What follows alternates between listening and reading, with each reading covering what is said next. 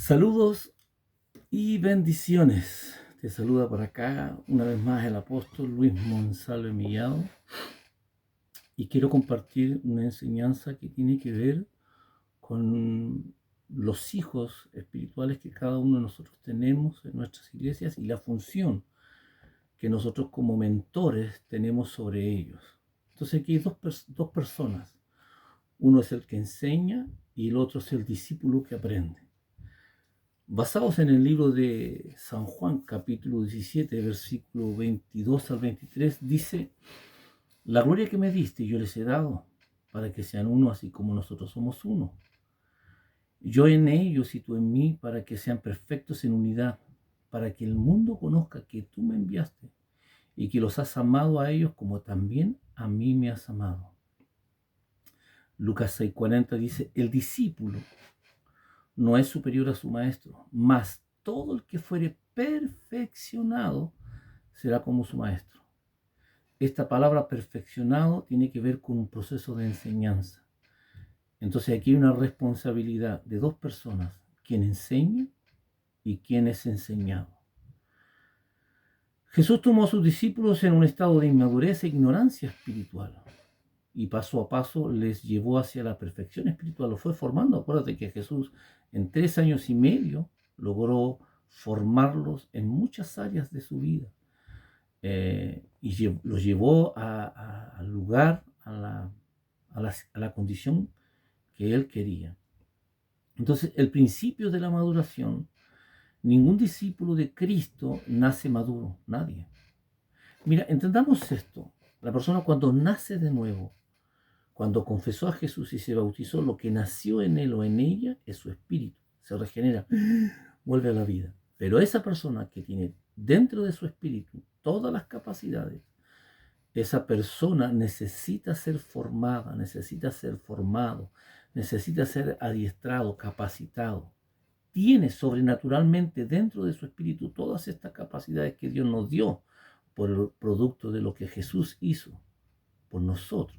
Pero él necesita ser formado. Entonces, Colosenses 2:6 dice: Por tanto, de la manera que habéis recibido al Señor Jesucristo, andad en él, arraigados y sobreedificados en él y confirmados en la fe, así como habéis sido enseñados, abundando en acciones de gracia. Enseñados. La versión lenguaje sencillo del mismo texto dice: y vivan obedeciendo sus enseñanzas para ser cada vez mejores. O sea, el discípulo tiene que ser enseñado para que sea cada vez mejor. Las primeras enseñanzas ocurren en los bebés. Usted sabe que los bebés, nosotros enseñamos a nuestros hijos a caminar, enseñamos a comer, a reír, enseñamos muchas cosas. Entonces los bebés reciben una improntación, una enseñanza.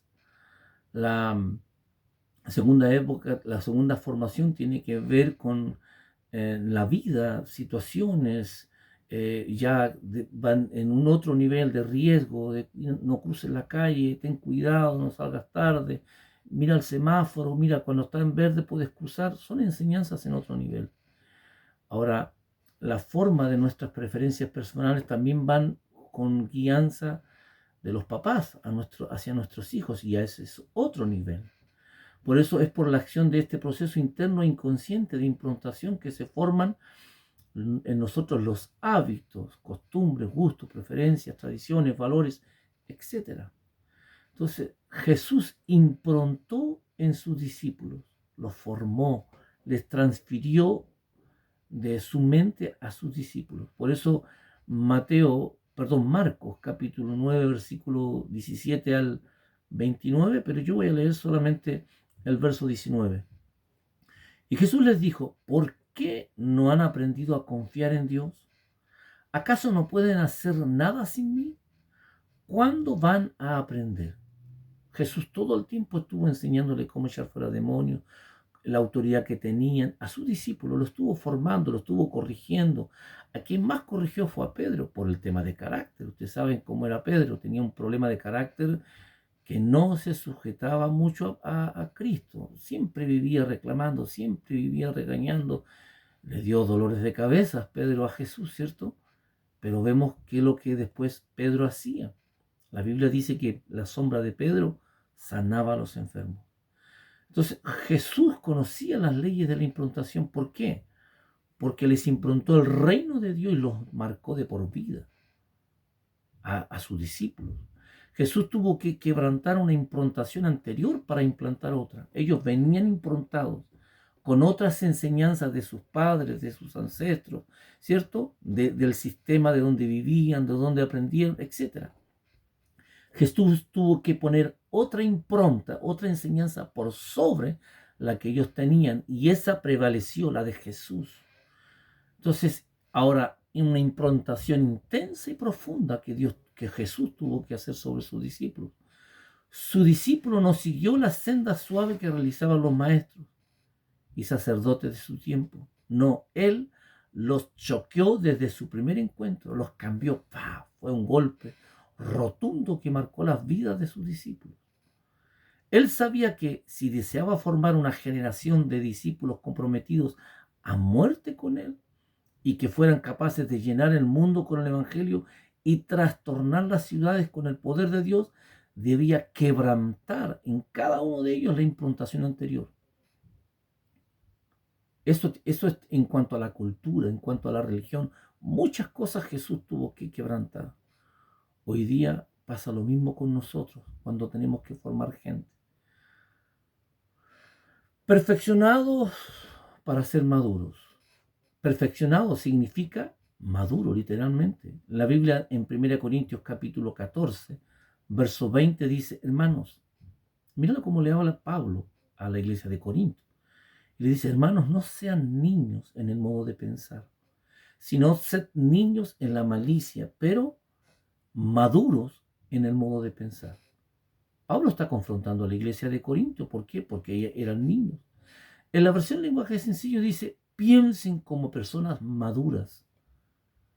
Es impresionante ver cómo hoy día hay cristianos que, yo he conocido cristianos que llevan 20 años, 30 años, 15 años, 10 años, y sus actitudes son como de niños. Se enojan como niños, hacen rabietas como niños. Jesús los llevó ¿desde dónde? Desde la inmadurez hasta la madurez. Entonces, la madurez espiritual es el estado de desarrollo interior que ocurre cuando nuestra visión, nuestras convicciones, nuestra vida emocional y afectiva, nuestra relación con Dios y los demás, estas se han definido positivamente y se han consolidado, produciendo en nosotros estabilidad, seguridad y autocontrol. Una persona inestable, débil, pasó de un estado a estar en otra posición. Nada lo va a hacer caer. Él o ella saben quiénes son. Definición de madurez. ¿Qué es lo que es la definición? Es el resultado de un desarrollo interior que se acelera poderosamente cuando tienes un mentor que te guía, te instruye, te corrige y te capacita. Mira, 4 cosas que tiene que hacer el mentor y que tiene que hacer el discípulo. ¿Qué tiene que hacer el mentor? Tiene que guiar, tiene que instruir, tiene que corregir y tiene que capacitar. Todo esto el mentor tenemos que entregarlo en nuestra gente, pero cuando ellos quieren aprender. Si él no quiere ser guiado, si ella no quiere ser instruida, si él no quiere ser corregido, si él no quiere ser capacitado, no se puede hacer nada. La madurez espiritual requiere el desarrollo de nuestros dones espirituales, la activación de nuestras capacidades sobrenaturales, la definición de nuestro ministerio. ¿Cuál es el ministerio que Dios puso en ti, en la persona? El involucramiento definitivo en nuestra misión y propósito eterno. La madurez espiritual es esencial en la vida cristiana. Un recién convertido tiene potencialmente, lo que te decía al principio, toda la gracia en su espíritu y el poder de Dios dentro suyo, pero el ser inmaduro tiende a ser inestable, es emocionalista, es voluble, frágil, impredecible. O sea, predomina en esa persona, en esa hija, o en ese hijo de Dios, que tiene todas las capacidades dentro de su espíritu, pero predomina su alma. Él es almático, es inestable, es voluble, no tiene autocontrol. Dentro de él, de su espíritu regenerado, tiene todas las capacidades, pero está siendo llevado por su emoción. Sus debilidades generalmente son las tentaciones de la carne, el carácter no gobernado por el espíritu. Hay una lucha allí, como Pablo dice, la lucha entre el hombre interior y el hombre exterior. El hombre exterior se define por el alma y la carne. El hombre interior, Pablo lo define como el espíritu regenerado. Entonces tenemos una lucha dentro de nosotros, que es el espíritu y es el alma y la carne. El alma y la carne no quieren ser gobernados. El envanecimiento y la soberbia, cuando el Señor les usa, algunos se tornan viven con la jactancia, tienden a creerse ser mejores, el juzgar a los demás, actitudes discriminatorias. Todas estas cosas están en la inmadurez y necesitan ser gobernadas, necesitan ser corregidas, necesitan ser llevadas en obediencia a Cristo. Sus debilidades son, por eso, la carne, todas estas cosas. ¿Cómo es el discípulo maduro? Un discípulo maduro es como un caballo domado. A mí me tocó en una oportunidad hacer el servicio militar aquí en Chile y me tocó en caballería. Y en caballería los tenientes, los oficiales tienen dos frenos en el caballo. Uno que se llama el bocado, que nosotros conocemos, es una cosa que se coloca en el caballo y que los guasos le colocan el bocado y tiran la rienda y el caballo frena cuando está domado. Pero ahí en el ejército el caballo usa un freno, aparte del bocado, y el bocado va debajo de la lengua del caballo. Entonces cuando el jinete tira al caballo y no obedece, tira la rienda, la primera rienda y el caballo no obedece, el jinete, el teniente, que son los caballos de oficiales solamente, le tiran el freno y el freno le arremanga la lengua al caballo y este frena. Hoy día un caballo domado, tú no necesitas del freno, solamente el bocado. Un caballo domado lo tira y él sabe qué tiene que hacer. Tú le mueves la rienda al lado derecho y él sabe que tiene que girar a la derecha. Le mueves a la izquierda, tiene que girar a la izquierda. Un caballo domado tiene toda la fuerza, pero está doblegada al amo, al jinete, a quien lo domina. Hoy día en el ámbito espiritual hay muchos cristianos así, pero algunos están domados. Voy a ocupar una palabra fuerte, quizás algunos te ofendan, espero no sea así. Pero algunos están domados y otros todavía no están domados. Tienen toda la fuerza. Entonces, la mayoría de los nuevos cristianos que tienen un mentor que los forma día a día superará rápidamente esta etapa de infancia e inmadurez para ir avanzando hacia la madurez espiritual. Hay una línea delgada hoy día que se traza entre el mentor y el discípulo. Características de un discípulo maduro. Mira, es estable, sólido, sobrio, dueño de sí mismo, sabio, útil, visionario y activo, comprometido, humilde, reproductor, objetivo, responsable. Todas estas características están en un discípulo maduro.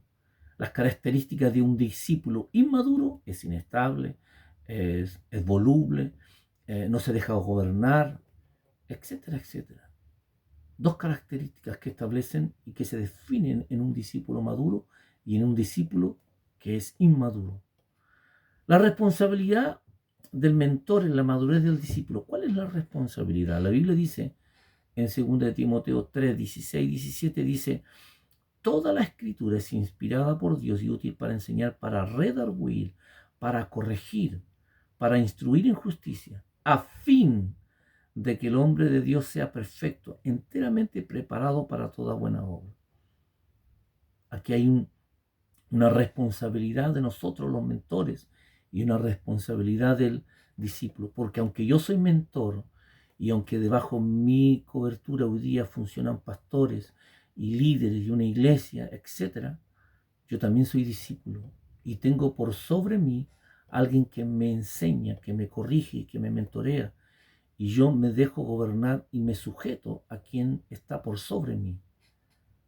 Por eso el centurión dijo, yo conozco de autoridad, porque le digo a este ve y va y conozco quién está por sobre mí y me sujeto.